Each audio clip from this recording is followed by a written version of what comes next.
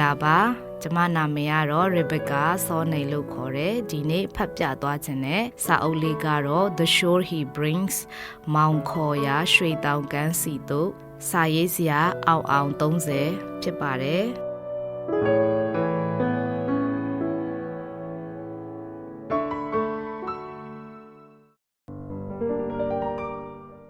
မင်္ဂလာပါ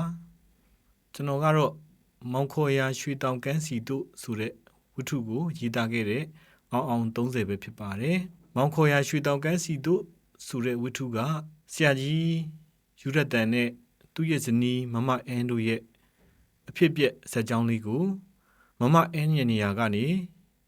ရေးသားထားတယ်လို့ပြောလို့ရပါတယ်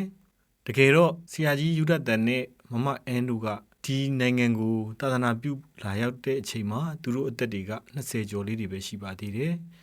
အဲ့ဒီအသက်အရွယ်လေးမှာဆင်းရဲဒုက္ခတွေပင်ပန်းခြင်းတွေမျိုးစုံကိုသူတို့တွေခံပြီးတော့မြန်မာပြည်မှာသာသနာပြုဖို့သူတို့ရဲ့ဘဝကြီးတစ်ခုလုံးကိုရင်းနှီးမြှုပ်နှံခဲ့ရပါတယ်။သူတို့တွေရဲ့စက္ကန့်အနှံမှုကကျွန်တော်တို့ခေတ်မှာအတီးအပွင့်တွေကိုမြင်နေရပြီဖြစ်ပါတယ်။အဲ့ဒီအတီးအပွင့်တွေကတော့သခင်ဖရာရဲ့နိုင်ငံတော်ဟာဘယ်လောက်ထိကျယ်ပြန့်နေပြီလဲဆိုတဲ့အတီးအပွင့်ပဲဖြစ်ပါတယ်။ဆရာယူရတန်နဲ့မမအန်တို့ဒီနိုင်ငံကို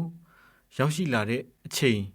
မြန်မာနိုင်ငံကတက်ဦးဆံပိုင်ဘုရင်စနစ်ဖြစ်ပါတယ်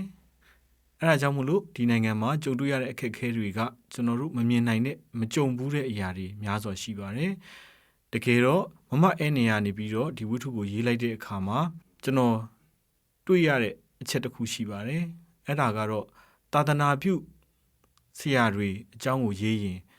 သူတို့ရဲ့ဇနီးတွေကပျောက်ဆုံးနေကြတယ်။သူတို့ရဲ့အကြောင်းကိုမှတ်တမ်းတင်ထားတဲ့အရာတွေသူတို့ကိုချီးကျူးဂုဏ်ပြုတဲ့အရာတွေကလုံလုံလောက်လောက်ရှိမနေဘူးဆိုတာကိုကျွန်တော်သတိထားမိပါတယ်။2026ခုနှစ်မမအန်ကြိုက်ခမီမှာဘုန်းတော်ဝင်စားခဲ့တဲ့နှစ်200ပြည့်တဲ့နှစ်ဖြစ်ပါတယ်။ဒါပေမဲ့အဲ့ဒီအရာကိုသတိပြုမိတဲ့သူတွေ